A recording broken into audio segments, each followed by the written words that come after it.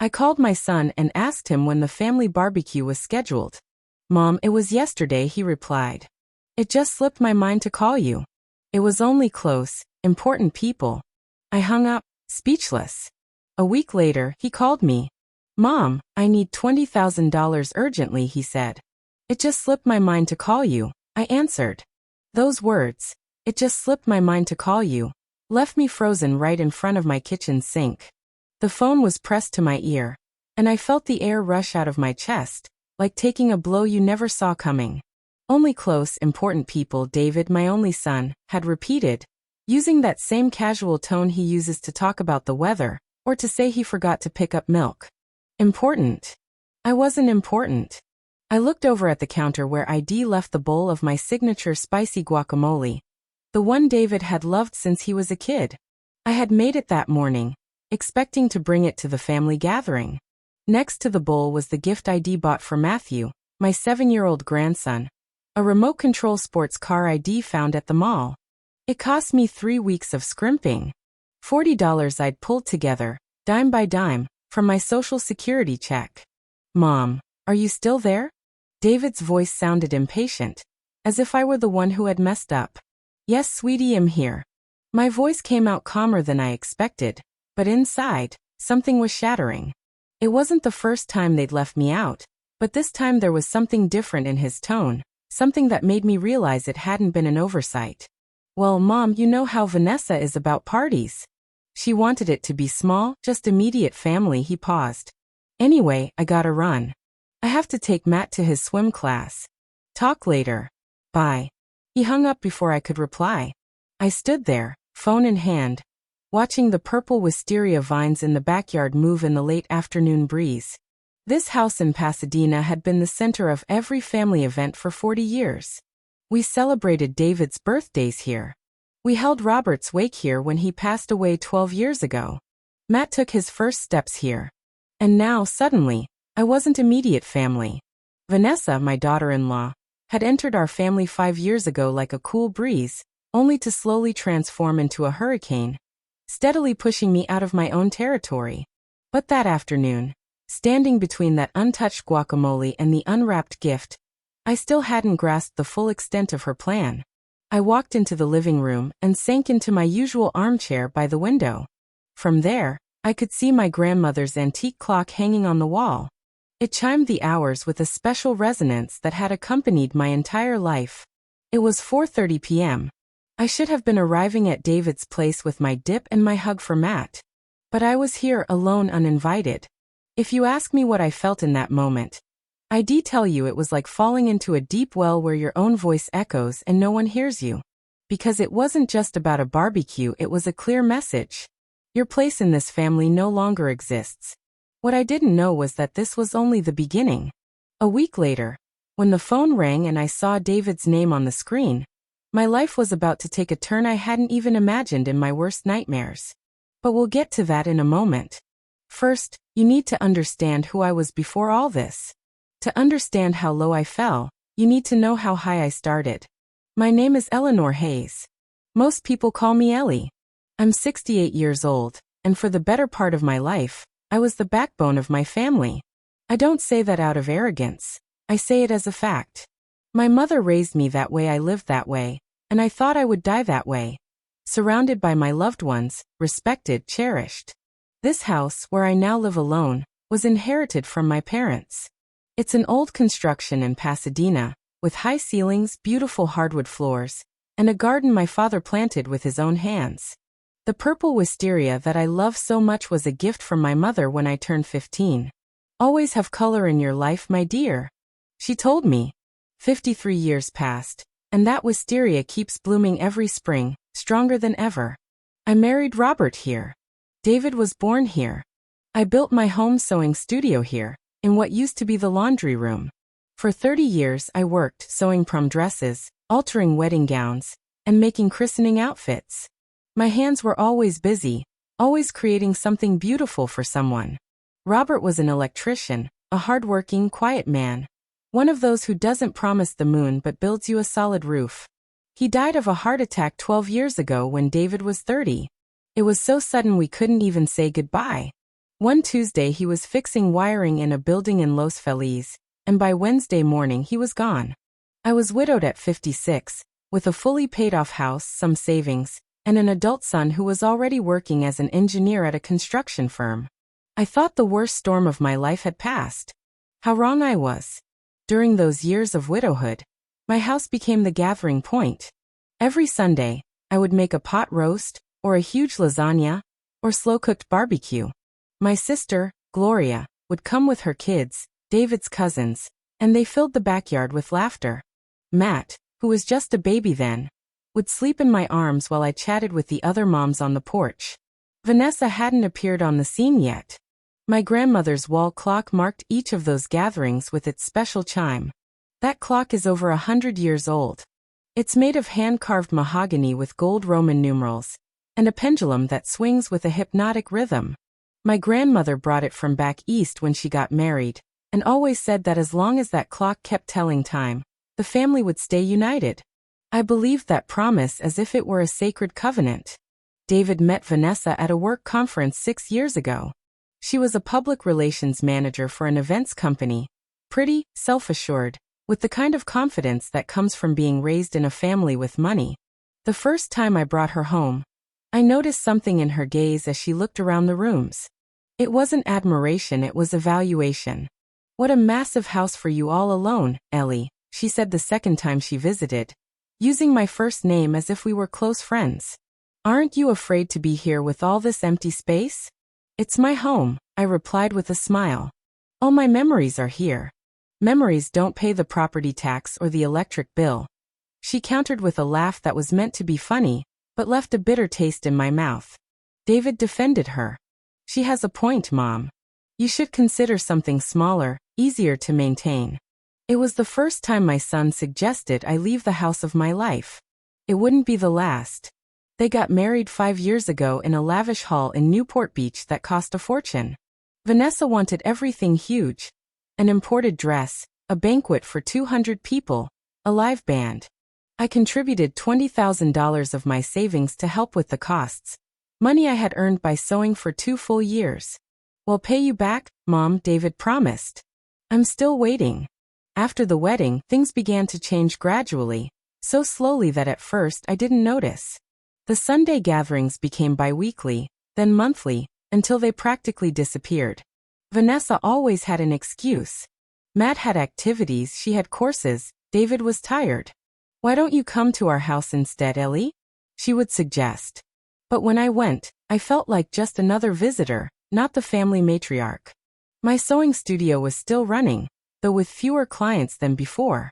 The ladies in the neighborhood still sought me out, but my hands weren't as quick as they were at 40. Even so, that space was my sanctuary, my place where I was still Eleanor the seamstress, the one who solved problems with needle and thread. I kept my tools in a wooden box Robert made for me on our 10th anniversary. Inside, I have scissors of 3 sizes, needles of every gauge, and spools of thread arranged like a coordinated rainbow. Every time I open that box, I feel Robert is still here, looking after me, but loneliness has a weight that no toolbox can sustain. And then came the barbecue call. That it slipped my mind to call you. That only close, important people that split me in two. That night, after hanging up with David, I stared at the bowl of guacamole that no one would taste. I dumped it down the garbage disposal and cried as the water washed away the avocado, the lime, the cilantro. I felt like I was throwing away more than just food, I was throwing away the illusion that I still mattered. What I didn't know was that in exactly 7 days, David would call me again.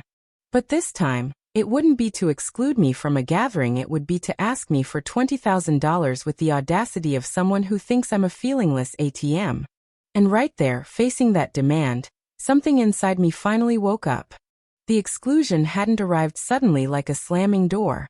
It had come like moisture in the walls, slow, invisible, until one day you look up and the entire structure is rotten.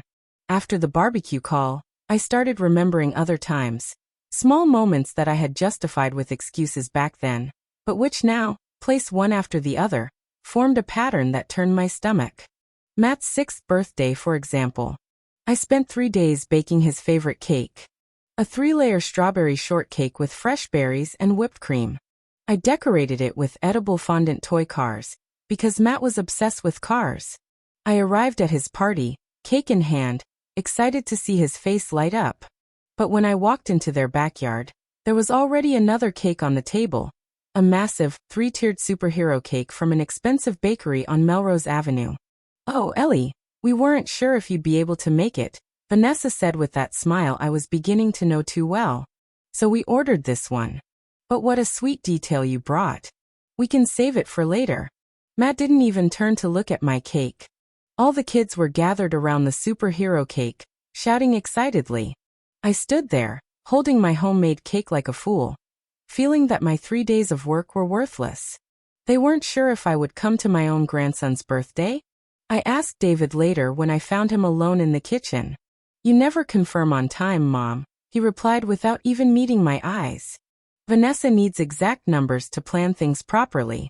That was the first time I felt like I was being treated as a problem to solve, not the family grandmother. Then came Christmas last year. We had always celebrated Christmas Eve at my house. It was tradition. I made the special holiday ham. Gloria brought her famous sweet potato casserole, and we all put together the dinner while the men set up the nativity scene. At 11 p.m., we opened gifts under my tree. That artificial pine I've had for 20 years, which is a bit battered but holds more memories than any new one. But that year, in early December, David called me. "Mom, this year we're having dinner at Vanessa's parents' house. Her mom is having some health issues and can't travel much. Why don't you bring her to my house? There's plenty of room for everyone." "It's already planned, Mom.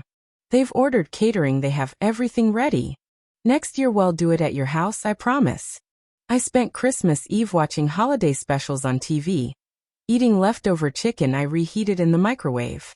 My grandmother's clock chimed 12 times, and each chime reminded me that I was completely alone. Gloria invited me to her place, but I declined. My pride was still intact back then. I still believed that if I acted strong, if I didn't show weakness, things would return to normal. How naive I was. In January, Vanessa had her birthday.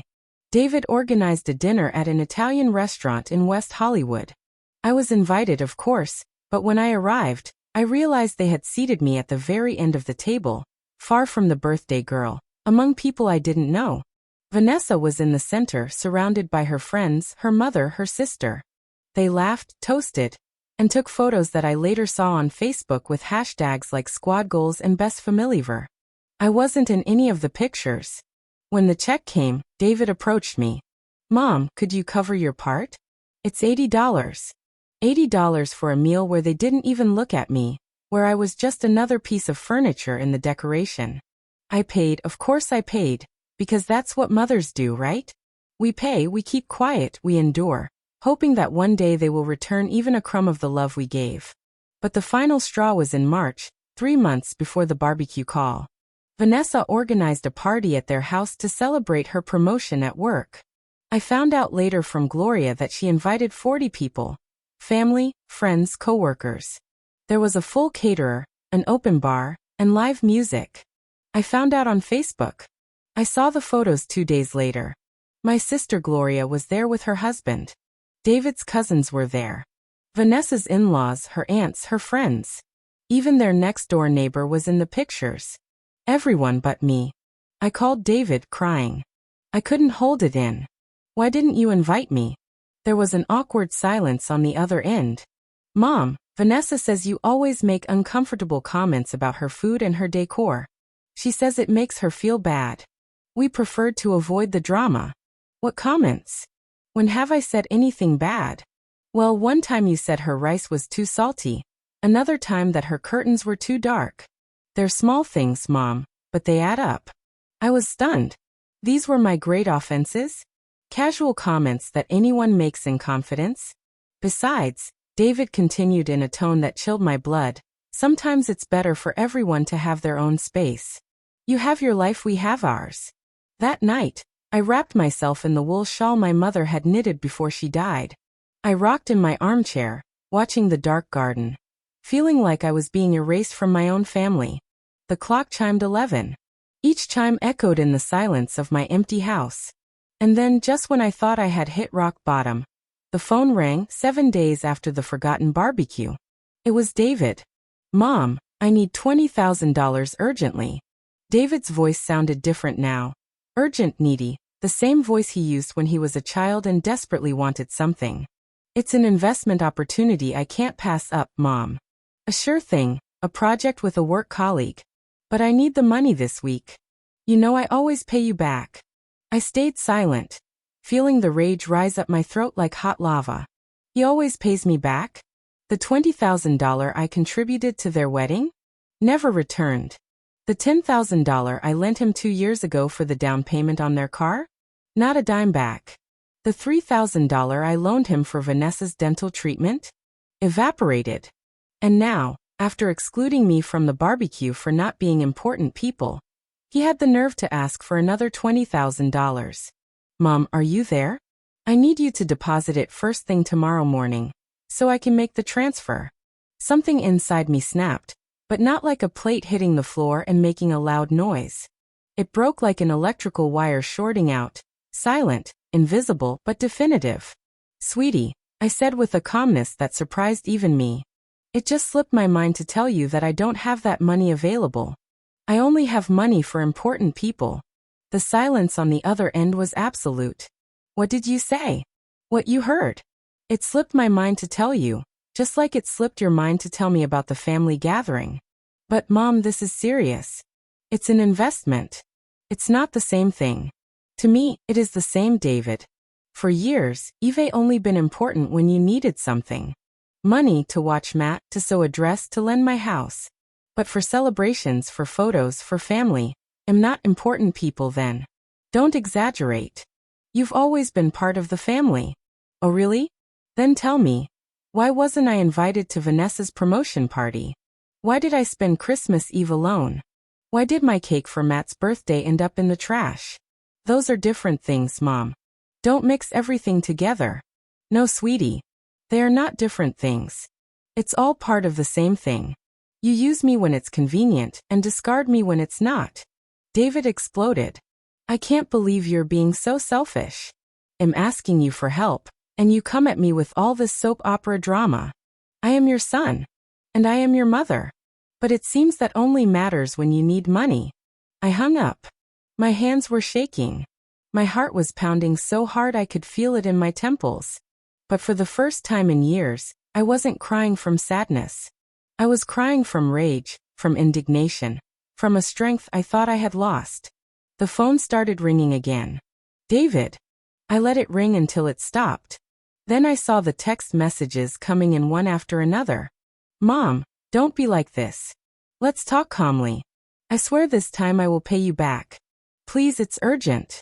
Vanessa says you're being manipulative. That last message made me laugh so hard I had to sit down. Me manipulative? I, who gave everything without asking for anything in return. I, who silenced every humiliation just to avoid conflict. I, who swallowed my pain so as not to ruin their parties, their celebrations, their perfect lives? I turned off my phone. Sitting in my living room, I began to recall all the times I had been important to them. When Matt was a baby and Vanessa had her weekend courses, which turned out to be trips with friends to Palm Springs. Can you watch him, Ellie? We already paid for the hotel, and there are no refunds. I kept Matt from Friday evening until Sunday night. Diapers, bottles, sleepless nights. I was 63 then, and my knees ached from carrying a baby for so long. When they needed me to sew a dress for Vanessa's niece's graduation. You sew so beautifully, Ellie, and the tailors charge a fortune. I spent 2 weeks working on that dress. Wine-colored taffeta, hand-embroidered bodice, perfect fittings. I charged them only the cost of the fabric. They didn't even thank me when the niece won an award for the best dress. When David had that tax issue and needed a cosigner for a $12,000 loan. Just sign, Mom, it's just paperwork. I signed. Of course I signed. It turned out it wasn't just paperwork. David missed 2 payments, and the bank started calling me. I had to pay $4,000 from my Social Security just so they wouldn't sue me. And the list went on and on. That night, I wrote down every dollar I had loaned them over the last 5 years in a notepad. With a red pen, I noted every amount, every date, Every promise of "I'll pay you back next month." The total sum took my breath away. $40,000. Money that came from my pension, my sewing income, from selling some of my mother's old jewelry. Money I could have used to fix the leaky roof during the rainy season, to replace the old plumbing in the bathroom, or at least to take a small vacation. But no, I gave it all to them, hoping it would buy me a place at their table, in their lives, in their hearts. What a fool I was. I closed the notebook and put it in my nightstand drawer, next to the deed to the house and my will. And then, for the first time in a long time, I began to think clearly. If they only sought me out when they needed something, then the day I had nothing left to give, I would disappear completely from their lives. Unless I changed the rules of the game. And there, in that night of silence and contained anger, my plan began. 3 days passed since I hung up on David. 3 days where I ignored his calls, his texts, and his attempts to make me feel guilty. Then he showed up at my door on a Wednesday afternoon. He rang the doorbell insistently, and when I opened it, his face was red with indignation. "Mom, we need to talk." "I have nothing to talk about, David. I already told you I don't have that money." "It's not just the money." He walked in without being invited, went straight to the living room, and slumped onto the couch as if it were his own house. "Vanessa is really upset with you." I stood in the doorway, arms crossed. "Vanessa is upset? And what did I do now?" "You told Aunt Gloria that we treat you badly, that we exclude you from gatherings." Aunt Gloria told my cousin Felicity, and now the whole family is asking, "What's going on? You're making us look bad." The laugh that escaped my throat sounded bitter, even to me. "Am making you look bad? David, you didn't invite me to the barbecue. You didn't invite me to Vanessa's party. I spent Christmas alone. Doesn't that sound like you making me look bad? Those are your exaggerations. I told you, sometimes it's better to have separate spaces. But when you need money or me to watch Matt, are there still separate spaces, David?" He stood up furious. "You know what? Vanessa was right about you. She says you're manipulative, that you use the victim card to control us. She says that ever since we got married, you've tried to meddle in our relationship." Those words hit me like stones. Meddle? David, I only ever wanted to be a part of the family. I just wanted to see my grandson grow up. I just wanted to. "Well, your way of loving is pretty toxic, Mom." The silence that followed was so heavy you could almost touch it. "Toxic?" My voice came out barely a whisper. "Watching your son while you went on trips is toxic? Lending you money you never repay is toxic? Sewing free dresses for your wife's family is toxic? It's not about that. Then what is it about, David? Tell me. Explain how I went from being your mother to being a problem you need to solve." David ran his hand through his hair, frustrated. "Look, Mom, I came here to ask you to stop talking badly about us to the family. And about the money, I really need it. It's to pay off some credit cards that piled up. If I don't pay them this week, they'll charge us insane interest rates." There was the truth. It wasn't some investment, it was debt. "And why do you have such massive debts?" "It's none of your business." "It is my business if you're asking for my money to pay them off." "God, Mom, why do you have to be so difficult? I just need you to help me this one time, and that's it." "This one time, David? I've helped you 20 times. And you haven't paid me back once because something always comes up. Matt needs something. You have to pay for school. You have to fix the car. Things cost money. Then stop spending money you can't afford. Stop going to expensive restaurants, buying designer clothes, pretending to be something you're not." His eyes narrowed dangerously. "You know what? Vanessa says you're resentful because we have a better life than you did. She says that's why you always criticize us. That was too much. Get out of my house." "What?" I said, "Get out, David. And the next time you come, it will be because you actually want to see me, not my wallet." He stared at me with a mixture of surprise and fury I had never seen before. Finally, he grabbed his keys and walked toward the door. Before leaving, he turned back.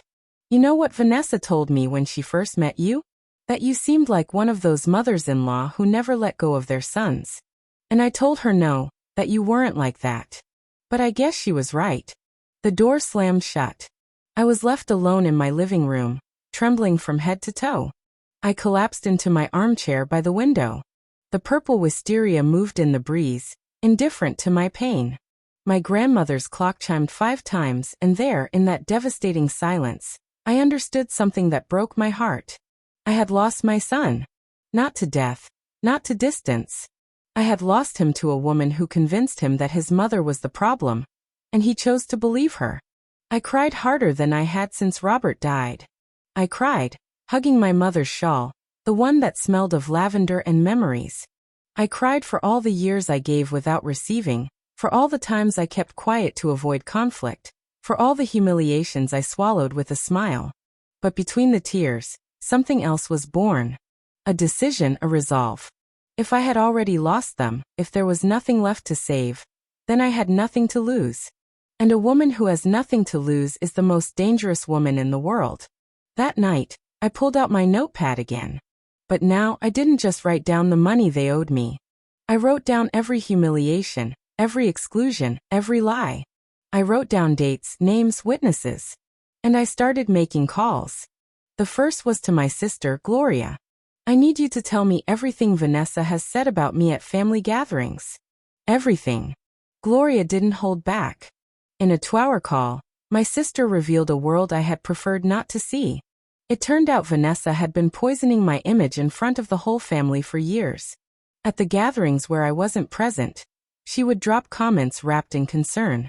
Poor Ellie at that age, they just get those weird ideas, don't they? Or, oh, the mother-in-law always wants to give her opinion on how we raise Matt, but it's a different era now. Small drops of venom that, over time, formed a river. Last week, Gloria told me with contained anger, at Felicity's birthday party, Vanessa said you asked David for a monthly allowance because your social security wasn't enough. She said you were playing the victim to get money from them. I was speechless. Me, asking them for money? Gloria, it's exactly the opposite. They've taken almost $40,000 from me in 5 years. My sister sighed on the other end of the line. I know Elle. Eve always known what the situation was. But Vanessa is very good at twisting things. She has half the family eating out of her hand. That conversation opened my eyes. Not only had they excluded me, but they had also defamed me. My own family believed I was a burden, a manipulator, a meddling mother-in-law.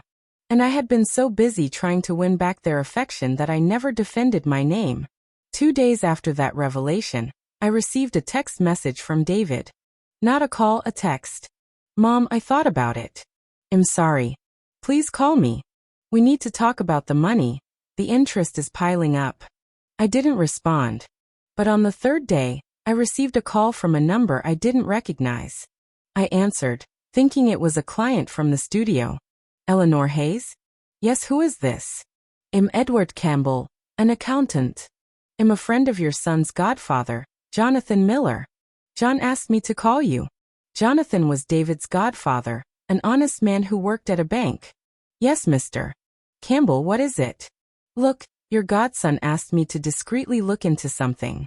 It turns out your son and daughter-in-law applied for a loan at the bank where I work. As part of the process, I checked their credit history. My blood ran cold. They have debts on 4 different credit cards. The total sum is approaching $50,000. And to be frank, the application for the new loan was to consolidate and pay off those debts. Your son wasn't asking you for an investment, he was asking for a bailout. I thanked Edward, my voice shaking, and hung up. My plan began to take a definitive shape. It wasn't enough to simply refuse them, I had to expose the truth. I called Gloria and told her everything. I need your help. We're going to organize a family meeting. Not here, and not at David's place. We need a neutral location. And I need you to invite everyone. Tell them I have a major announcement about my assets. Gloria understood immediately. Say no more, Elle. Consider it done. Over the next few days, I prepared my evidence like a prosecutor preparing a case. Gloria and I worked like detectives. Look, Gloria told me one afternoon while we drank coffee in my kitchen. If you're going to do this, do it right. You need to make sure no one can say you're inventing things. She was right. First, I printed out all the bank transfer confirmations I had made to them over 5 years. Every deposit was there, black on white. The $40,000 that left my account for theirs. None of it had a repayment confirmation. Next, I went through my studio and found photos of all the free sewing work I had done for Vanessa's family. I found pictures of the niece's graduation dress, the cousin's christening outfit, and the custom curtains ID made for Vanessa's sister. Finally, I made one more call, to my lawyer, Sarah Montgomery. I needed to update my will. The following Saturday, the meeting was set for a local community center's conference room. I was the last to arrive. About 15 people were there: Gloria, Felicity, Jonathan, David, and Vanessa, who was sitting next to him looking annoyed. I walked to the head of the long table. Thank you all for coming. I know many of you are here because you heard I was making an announcement about my will and the house. I saw David and Vanessa lean forward, eyes wide with expectation. But before we talk about that, I need to share the truth. Eve heard rumors that I'm being called a burden, a manipulator, someone who begs for money. So today, I've prepared a financial statement, in my own handwriting, detailing my relationship with David and Vanessa over the last 5 years. I began to distribute copies of my ledger. I saw David's face turn ashen as he read the first lines. First, let's talk about the money I loaned to David and Vanessa. Total direct, documented loans. $40,000. And here, next to each entry, is the date of repayment. All blank. Vanessa interrupted, her voice shrill. This is ridiculous, Ellie. Those were gifts. They were to help out your family. I held up my hand. Let me finish. Second, I have the fair market value for all the custom sewing work I did for Vanessa's side of the family. If I had charged a professional rate, that would be $8,000. Third, there is the calculation of the time I watched Matt while you were away on your trips. 86 full days, which at a standard nanny rate, equals $8,600. The sheets were passed from hand to hand. I saw the astonished looks of my cousins, the indignation of Gloria. That totals $56,600 in money and services that I gave, hoping for only one thing: to be a part of this family. But that's not all. I also have something very interesting here. I pulled out the recording transcript. This is what Vanessa said about me at a family meeting 2 weeks ago. A meeting, of course, to which I was not invited.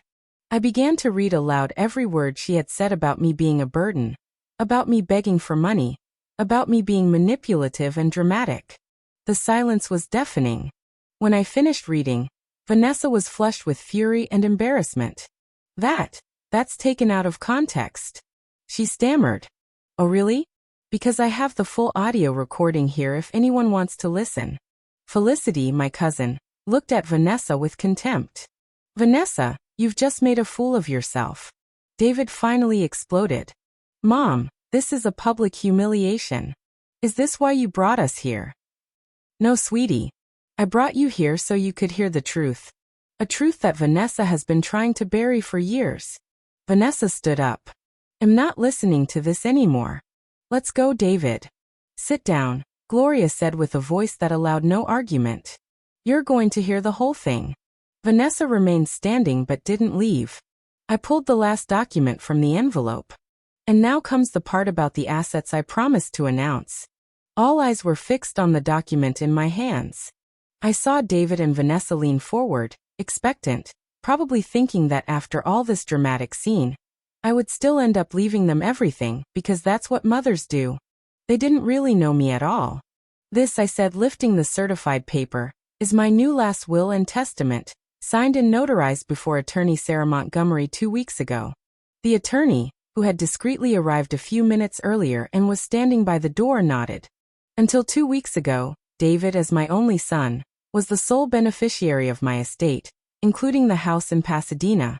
But based on the evidence presented here today, the deceit, the emotional and financial abuse, the public defamation, I have made significant changes. Vanessa gasped. You can't do this. He's your son. I can do whatever I want with the assets I worked for my entire life, I replied calmly. David Hayes will still receive a bequest. A one-time payment of $1, I read from the document. This symbolically covers the total amount of emotional and financial support I have received from him over the last 5 years. He will receive no further assets. Vanessa screamed. This is insane. You're just a bitter old woman. You'll regret this. The only thing I regret, I replied firmly, is having kept quiet for so long, of having allowed you to treat me as you did, of having put your comfort before my dignity. I turned to everyone present. I want all of you to be witnesses to what was said here today, because I know Vanessa will try to twist this story, to make me look like the villain. But now you all know the truth. Murmurs of support ran through the room.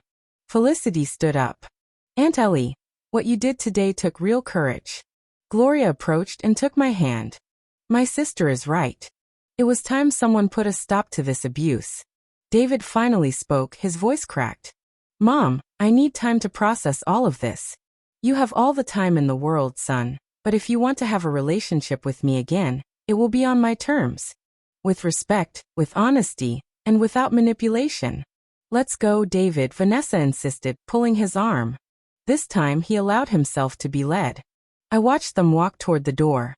Before leaving, David turned one last time. Can I come talk to you this week?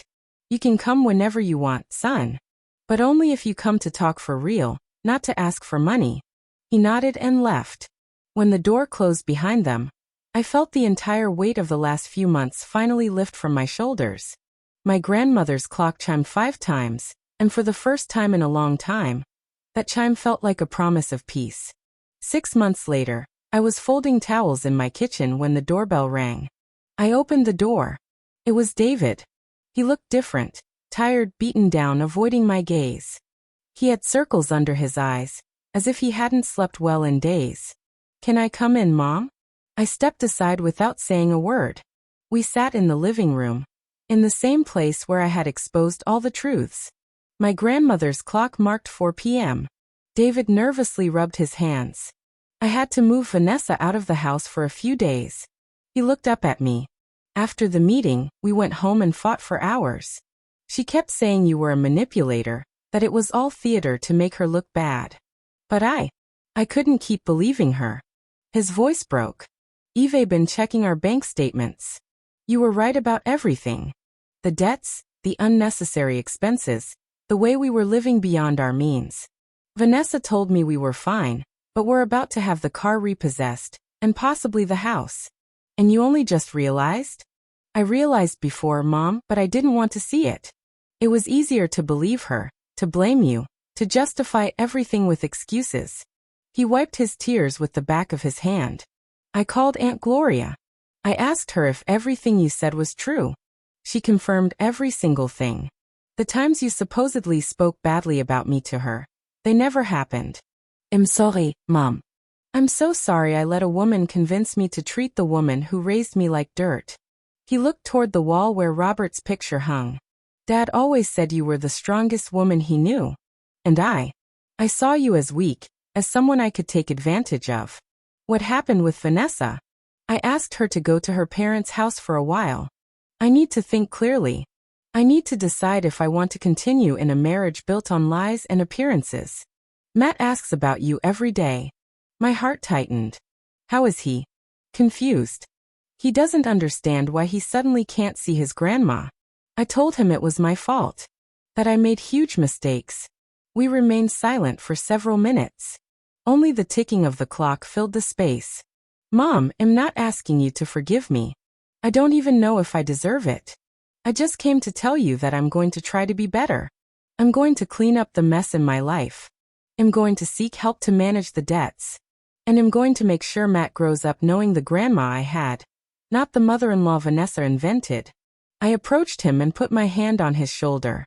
Sweetie, I never said I didn't want you in my life. I just said I wouldn't tolerate any more abuse. If you truly want to change, I will support you. But things will be different. I know, and I accept that. Visits with Matt will remain supervised for 3 months. Then we will reevaluate. Understood? Understood. And what about the money? The debt remains, David. I will not forgive the debt. But I will allow you to repay it monthly, with 0 interest, until the full $40,000 is returned. You will sign a legal repayment agreement with Sarah Montgomery. He nodded and hugged me, a long, Deep hug that washed away years of pain, lies, and misunderstandings. When he left that afternoon, I felt different. Not completely healed, but on my way. 6 months later, a Saturday morning dawned crisp and cool. I put on my sewing apron and opened my studio windows to let the air in. There was a group of 5 ladies from the neighborhood waiting in my living room. They were my new students. After everything that happened, I decided to turn my studio into something bigger. A space where women of all ages could learn to sew, but also where they could talk, support each other, and share their stories. Good morning, ladies. I greeted them as I entered with a tray of fresh coffee and pastries. Good morning, Professor Ellie, they replied in unison. That's what they call me now. Professor Ellie. I like it. I look at my grandmother's clock. It's chiming 9 times. It's still ticking, still keeping time. And the family? It's not united in the way my grandmother imagined, but it's real now. David and I are slowly rebuilding trust. He's in counseling, and he's almost finished repaying the debt. Vanessa is gone. Matt comes to see me every Sunday now, and we make spicy guacamole together, the one he loves. And I teach him how to sew small things, like patches on his jeans. If there's one thing I want you to know, it's never too late to reclaim your dignity. It doesn't matter how many years you've kept quiet, how many times you've said yes when you wanted to say no, how much love you've given hoping for crumbs in return. You can always change the rules of the game.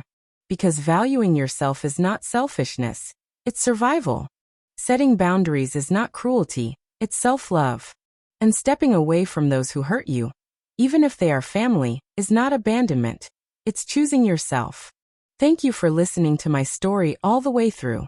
If it resonated with you, give it a like, comment on what touched you the most, and be sure to mention where you're from. Subscribe to the channel. There are plenty more stories to come.